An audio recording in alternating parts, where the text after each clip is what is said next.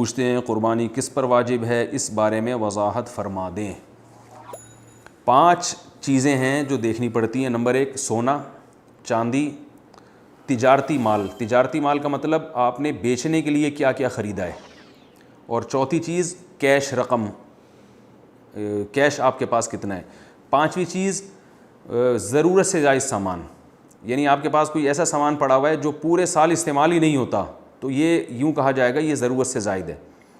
تو یہ 5 چیزوں کا مجموعہ، یا 4 یا 3 یا 2 یا ان میں سے کوئی ایک، ان کا مجموعہ یا ان میں سے کوئی ایک یا 2، یہ ملا کے اگر یہ 52.5 تولہ چاندی کے برابر آپ کے پاس ہے، 52.5 تولہ چاندی تقریباً 40-45 ہزار کے لگ بھگ چلتی ہے، تو وہ آپ ریٹ دیکھ لیجیے گا بقرعید والے دنوں میں۔ تو 52.5 تولہ چاندی کے برابر مالیت کی اگر یہ چیزیں آپ کے پاس ہیں تو آپ پر قربانی واجب ہے۔ بقرعید کے 3 دنوں میں یہ اگر اتنی مالیت کی آپ کے پاس رہتی ہیں تو قربانی واجب ہے، ورنہ واجب نہیں ہے۔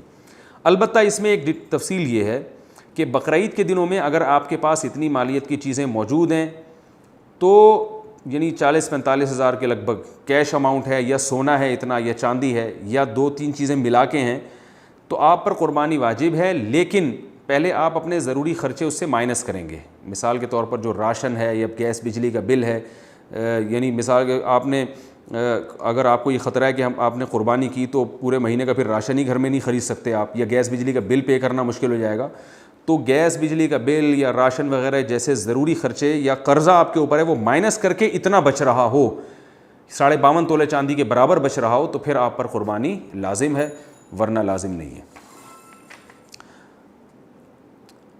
اچھا یہ بھی ذہن میں رکھیں قربانی کرنا واجب ہے، کیونکہ رسول اللہ صلی اللہ علیہ وسلم نے فرمایا من وجد السعة لأن يضحي فلم يضحي فلا يقربن مصلانا، جس کے پاس گنجائش ہو قربانی کرنے کی پھر بھی وہ قربانی نہ کرے تو وہ ہمارے عیدگاہ میں کے قریب بھی نہ پھٹکے۔ Ask Mufti Tariq Masoud.